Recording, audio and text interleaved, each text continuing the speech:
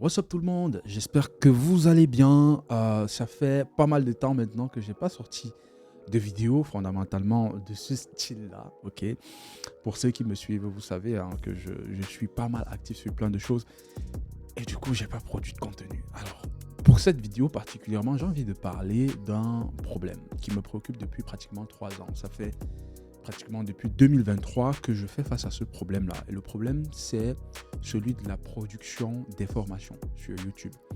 Vous allez constater que depuis un certain temps, je ne produis plus de vidéos. À l'époque, j'avais l'habitude de faire des masterclass, des vidéos, des formations, des playlists sur des outils pendant des heures et des heures à travailler, à préparer le contenu, rédiger le contenu, filmer, euh, euh, euh, subir tous les bugs du contenu, essayer de mettre de la pédagogie dans tout ça.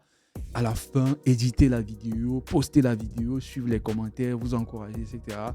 C'était beaucoup de travail qu'on aimait bien, que j'aimais bien personnellement. Mais vous allez voir que depuis certaines années, je vais dire depuis pratiquement post-2020, on a de moins en moins de tutoriels, de trucs sur YouTube. Alors, je pense que c'est logique parce qu'aujourd'hui, véritablement, on n'en a plus besoin. Il y a une raison fondamentale à cela, c'est tout simplement l'intelligence artificielle. Et du coup, la façon de coder a changé littéralement, la façon de travailler a changé, le métier même a changé et je suis même enclin à dire qu'il va disparaître.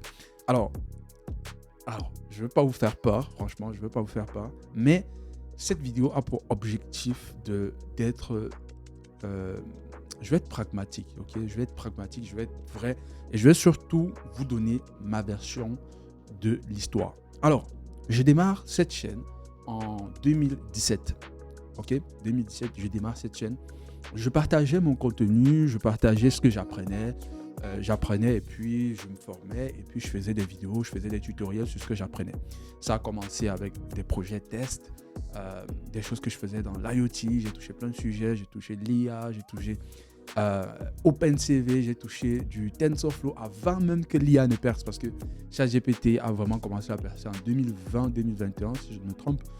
Et moi, j'étais déjà dans l'IA. Je voyais ça venir. D'ailleurs, mes projets de DUT, de licence, par exemple, j'avais poussé pour faire des projets basés essentiellement sur l'IA.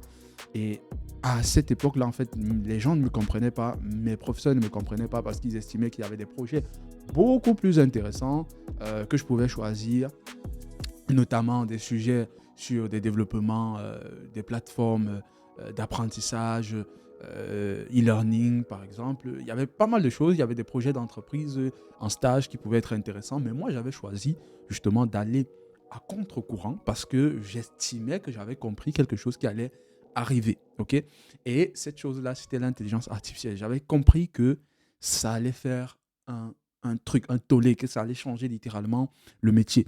Et à l'époque, j'écoutais beaucoup des chaînes YouTube de développeurs américains, par exemple Devon Crawford, je ne sais pas si vous connaissez, mais il y avait plein de développeurs que je suivais du côté des États-Unis, mais beaucoup plus des gens qui avaient un peu le contexte similaire au mien, c'est-à-dire des étudiants du MIT qui montrent aussi leur vie, etc. Donc j'essayais naturellement de faire comme eux, ok? J'essayais voilà, de faire aussi ce que je faisais. Je voyais les projets intéressants qu'ils faisaient, je voyais ce que eux, ils développaient au MIT, ils travaillaient sur des modèles supervisés, ils travaillaient sur euh, des modèles de génération d'images, ils travaillaient sur des... En fait, on était en 2016-2017, pendant que nous, on travaillait sur des choses classiques. Au MIT, je voyais les projets sur lesquels les mecs travaillaient et je me disais qu'il y a un problème. Parce que si eux, ils travaillent sur ce genre de choses, ils travaillaient sur du NLP déjà à l'époque et ils travaillaient sur plein de choses. À l'époque, je crois que TensorFlow n'était même pas encore propre, c'était même pas comme aujourd'hui. Euh, littéralement, on avait quoi? Du zéro, TensorFlow version 0. Quelque chose. Je pense que la version la plus populaire c'était la 1.12. Mais avant que cette version, avant que Google ne peaufine vraiment le truc, et littéralement il n'y avait pas de documentation, c'était compliqué. Et j'ai fait cette formation là, j'ai fait aussi un cours complet sur les voitures autonomes que Baidu avait, on va dire, offert un financement sur, ça s'appelait la plateforme, c'est Coursera. Voilà, Coursera, c'était une collaboration entre Baidu et Baidu, le fabricant de voitures, je ne sais pas si vous connaissez un peu. Il y avait aussi Jetson Nano. En fait, c'est des concurrents des Tesla, en fait. Donc, à l'époque, c'est des concurrents des Tesla. Je suivais aussi un très grand entrepreneur américain qui avait décidé, en fait, à l'époque, d'aller à contresens de Tesla. Donc, je voyais déjà, en fait, toutes ces vibes d'IA. C'est vrai que ça restait dans les voitures autonomes. On sentait qu'un truc allait venir, mais on ne savait pas encore c'était quoi. Et l'IA, ce n'était pas encore vu comme aujourd'hui. On ne voyait pas forcément les choses sur les modèles génératifs. Donc, on ne voyait pas que c'est les modèles génératifs qui allaient vraiment propulser l'IA. On voyait plus des choses complexes, les voitures, l'IoT, machin truc, nanani, nanana. Et moi, je voyais le traitement d'image, tout ce qui est génération d'images, tout ce qui est CV2, OpenCV, mathématiques, matrix, gestion des pixels, etc., prédiction. Je me rappelle, il y avait des petits modèles qui permettaient de prédire si, par exemple, du handwriting. C'est des modèles très vieux. Hein. Mais franchement, ça faisait partie des TP, des gars du MIT, des petits exercices de base. Et donc, du coup, moi, je me suis amusé à faire tout ça. Je faisais ça. Et à un moment donné, j'ai vu une vidéo sur, je crois que c'est des tech, je ne sais même plus comment ça s'appelle, des tech gourous, je ne sais même plus c'est quoi tech gourous, c'est aussi un américain asiatique qui disait que les développeurs allaient disparaître. Quand j'ai vu cette vidéo, je me suis dit, tiens, je suis allé regarder un peu, j'ai fait mon propre benchmark, mes propres enquêtes, et je me suis rendu compte qu'en fait, effectivement, si les modèles NLP étaient poussés, on n'aurait plus besoin, je dirais pas des développeurs, mais oui, on n'aurait plus besoin de développeurs parce qu'en fait, le métier de développeur, il va changer. Il a changé. Je ne sais même plus si on va parler de développeurs parce que moi, j'ai une autre idée aujourd'hui qui n'est plus les développeurs. Donc, quand moi, je regardais le truc, je disais, mais c'est clair que les développeurs vont disparaître. Avant de continuer, si vous êtes développeur, si vous êtes expert en quoi que ce soit développeur, UX designer, graphiste, monteur vidéo, tout ce qui est lié au digital et que vous souhaitez travailler avec nous, vous pourrez retrouver le lien de recrutement en commentaire. C'est 2-3 informations à remplir et vous serez recontacté par notre équipe de recrutement. Alors très simplement, ce que nous faisons, c'est de l'externalisation. Je permets à des entreprises à travers le monde de trouver des freelances ou des experts directement en Afrique et pouvoir travailler avec eux. 2020 ou début 2021, je pense bien, quand ChatGPT a été lancé, je me suis senti un peu en raison. Vous savez, l'impression, lorsque tu sens que tu as prédit quelque chose et que tu as orienté ta carrière par rapport à ça, pour ne pas faire d'erreur et que finalement, tu as raison par rapport à tous ceux qui sont autour de toi. Tu te dis, tiens, je crois que je n'ai pas fait un mauvais pas. Donc, du coup, quand l'IA arrive, je vois que, en fait, j'ai envie de faire du contenu, j'ai envie de vous présenter ce que je fais. Mais de plus en plus, je sens que ça va être inutile. Donc, je me dis, ça sert plus à rien de passer des heures et des heures à coder, à enregistrer, machin, truc, préparer du contenu. Parce que je vois littéralement que ça ne va plus servir à quelque chose dans les années, voire dans les mois, voire les années qui viendront. Et du coup, j'ai stoppé. J'ai stoppé parce que je ne me voyais pas investir du temps comme ça inutilement. J'ai commencé à travailler sur d'autres choses, etc. Et c'est ainsi que de moins en moins, je produisais des formations sur cette chaîne. Et peut-être certains, vous allez constater, j'avais démarré des formations que je n'ai jamais terminées. Et je pense qu'aujourd'hui, je m'excuse et je vous donne la véritable raison. C'est parce que j'avais la flemme. Quand je voyais que je sentais que ça n'allait pas progresser. Et je me disais, à chaque fois, ça me décourageait parce que je savais qu'à un moment ou à un autre, ça va tellement évoluer l'IA que littéralement, on n'aura plus besoin de tutoriels, de formation, etc. Certes, on a besoin de se former sur des outils. Je prends par exemple Nginx ou Python, fondamentalement, bien comprendre le truc. Mais ça devient de plus en plus compliqué parce qu'en fait, la barrière à l'entrée pour être développeur est tellement réduite aujourd'hui. Il y a quelques années, ce n'était pas le cas. C'était considéré comme un métier difficile, comme quelque chose que tout le monde ne peut pas faire. Et les développeurs étaient vraiment choyés. Les développeurs avaient vraiment un sens dans cette vie. Le métier était vraiment convoité. Aujourd'hui, ce n'est plus le cas, les amis. Si vous êtes développeur, je puis vous dire que vous êtes comme un comptable ou un avocat. C'est même comptable, comptable, même avocat, c'est même difficile parce qu'un développeur aujourd'hui, c'est littéralement, qu'est-ce que je peux dire? C'est quoi le métier que tout le monde peut faire dans une entreprise? Je sais pas, un assistant, un secrétaire. Ouais, moi je vois le métier de développeur aujourd'hui littéralement à ce niveau. C'est-à-dire quelqu'un qui peut saisir du Word, qui peut casser des trucs. Et je sais que ce que je dis pique, mais c'est la réalité, les gars. Il va falloir s'en rendre compte très, très, très, très rapidement. Ce n'est pas pour vous faire du mal, parce que forcément, peut-être dans les vidéos qui suivront sur la chaîne, je vais commencer à vous expliquer pourquoi. Et ça a un lien avec le SaaS que je suis en train de créer. Que vous avez vu des vidéos il y a quelques mois où j'ai fait une vidéo sur le SaaS. J'ai expliqué. Beaucoup n'ont pas compris ce que j'étais en train de vouloir préciser. Mais c'est très important. Si vous n'avez pas vu cette vidéo, allez regarder les 2 premières vidéos où je parle de mon SaaS, surtout plus pour les développeurs en Afrique. Alors, je continue mon monologue. Donc, j'étais en train de dire que aujourd'hui, on a de moins en moins de personnes qui font des vidéos tutoriels.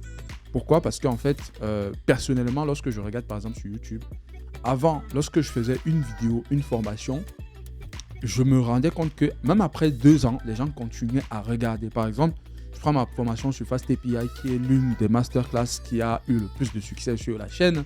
Je me rappelle que jusqu'à 2019, 2020, etc., 2021 même 2022, les gens regardaient vraiment. Donc, c'est une vidéo que j'ai faite il y a 5-6 ans, mais c'était la plus regardée chaque mois sur la chaîne.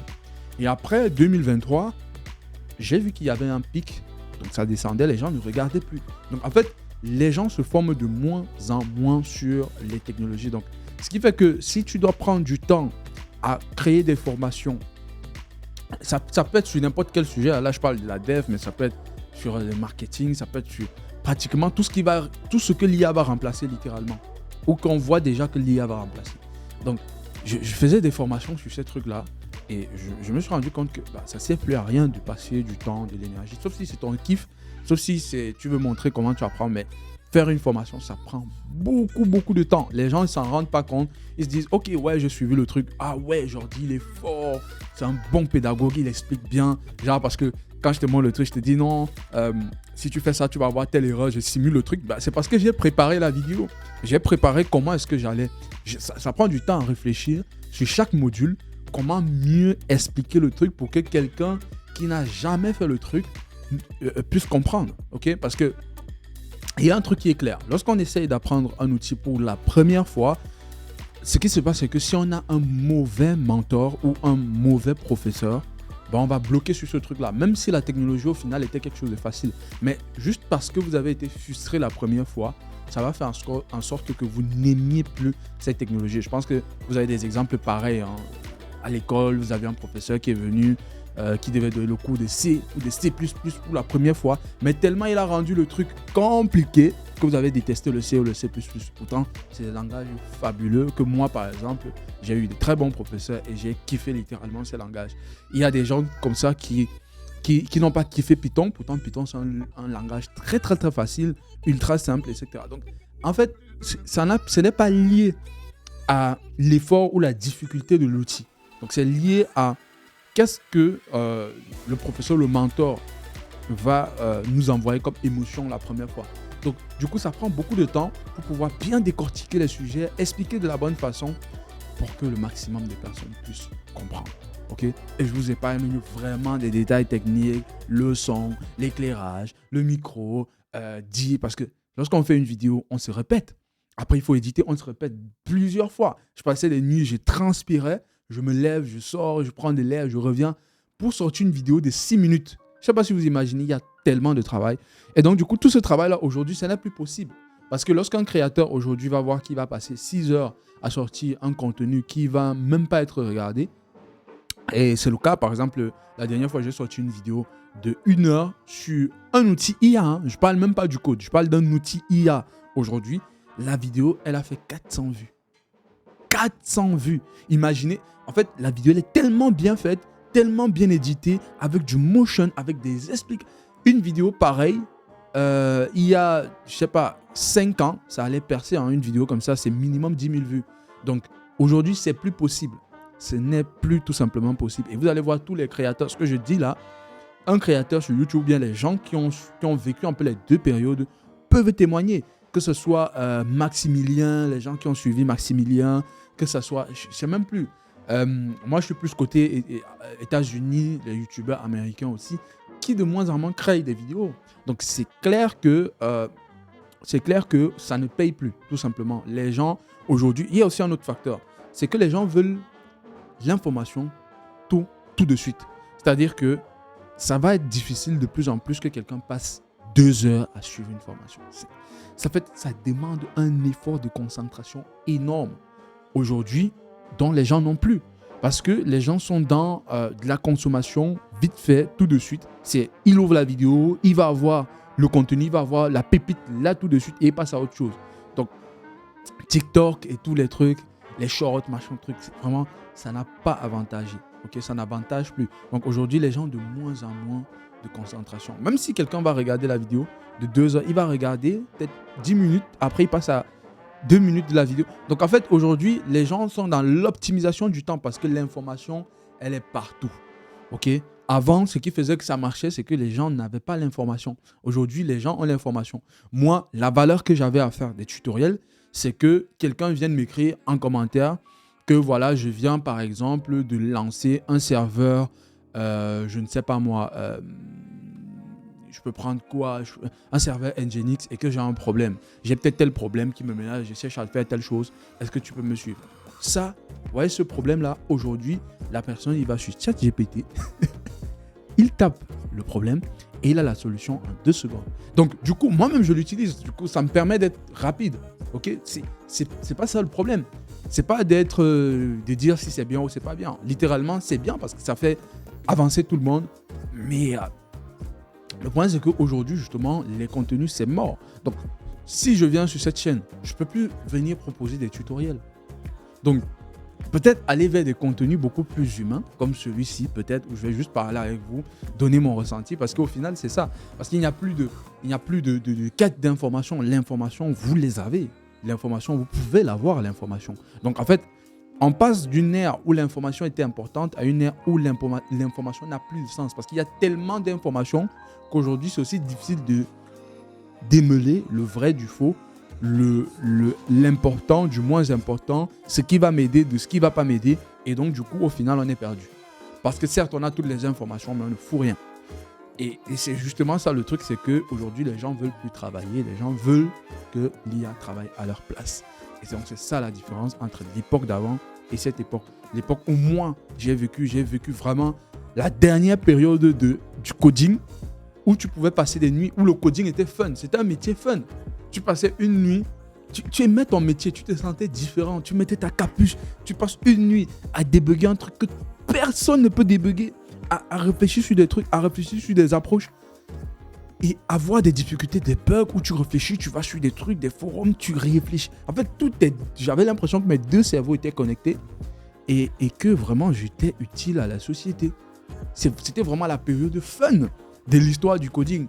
Mais aujourd'hui, après littéralement 2021, je pense que tous ceux qui viennent dans l'informatique aujourd'hui, franchement, les amis, allez ailleurs. Parce que c'est littéralement, même si vous venez dans l'informatique, je vais peut-être faire d'autres vidéos, comme j'ai dit, pour le positionnement, parce qu'il ne faut plus voir ce métier comme vous le voyez jusqu'aujourd'hui. Ce n'est plus ça du tout. Et il n'y a plus de fun dans le coding. Littéralement, là, tu veux faire un truc, tu demandes à l'IA, il te fait la rédaction. Tu passes juste, tu fais la revue, est-ce qu'il a fait. Littéralement, pour ceux qui ne connaissent même pas la technologie, ils ne vont même pas faire de revue. Genre, ils vont juste tester si ça marche ou pas. Derrière, ça crée, bien sûr, beaucoup plus de failles, beaucoup plus de trucs. Mais on le disait, mais oui, ça crée des failles et tout. Sauf qu'il y aura même des IA aujourd'hui qui viennent derrière vérifier à notre place. Donc, c'est compliqué. C'est compliqué. Et donc, du coup, moi, ce que je pense, c'est que on aura une chute de tout ce qui est créativité, parce qu'à l'époque, vu que le cerveau travaillait, les gens réfléchissaient, ils pensaient à de nouveaux frameworks, de nouvelles approches, de nouvelles méthodologies de développement, des choses comme ça. Sauf si vous êtes malhonnête, je pense que vous avez constaté que depuis pratiquement 2020, on a de moins en moins de frameworks qui sortent. Okay? Je pense que 2018-2019, on a eu Flutter qui est sorti. Après, ça c'est pour le développement mobile bien sûr. Mais après ça, il y a eu de moins en moins de frameworks, les amis. Parce que, bah, bien sûr, il y a de moins en moins de frameworks. Il y a de moins en moins de bibliothèques. Petite mouche. De moins en moins de bibliothèques, de moins en moins d'approches. Littéralement, avant, on pensait, ouais, je vais faire du TDD, je vais faire du Domain Driven Design, je vais faire du ceci, cela, je vais faire ça, ci. Parce qu'en fait, les gens réfléchissaient, les gens rencontraient des problèmes et on pensait à optimiser. Alors aujourd'hui, nada. C'est, tu utilises l'IA, tu te dis, vas-y. Bien sûr, c'est basé sur les anciens modèles qu'on a fait, mais il n'y a plus d'innovation. D'innovation technique interne dans l'IT.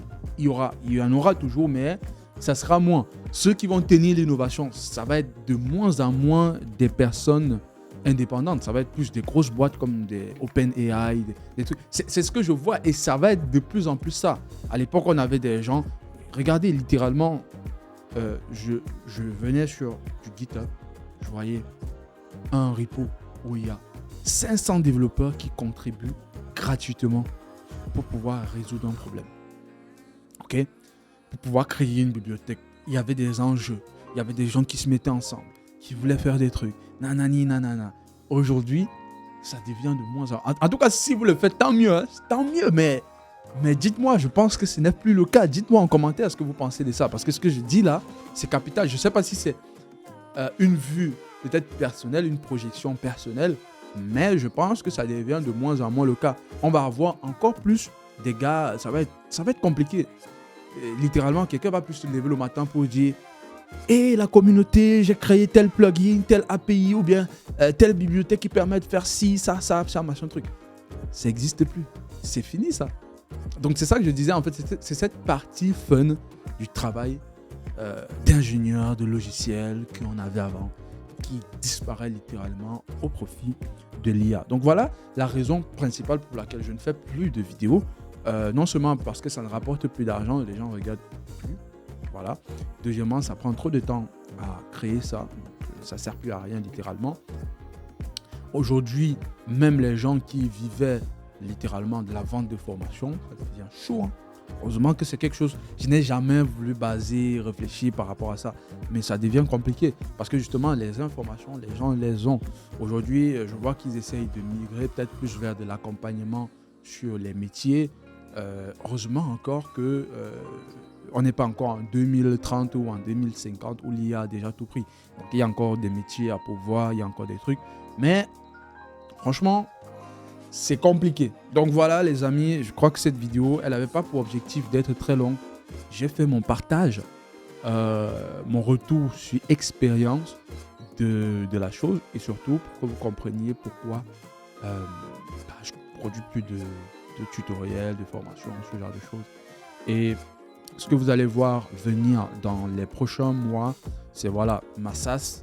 Voilà, c'est plus du challenge, plus des podcasts que je vais faire avec des acteurs intéressants dans le domaine de l'IT que vous allez continuer à voir. Je l'avais dit déjà, pour ceux qui me suivent vraiment, ma top 1% niche.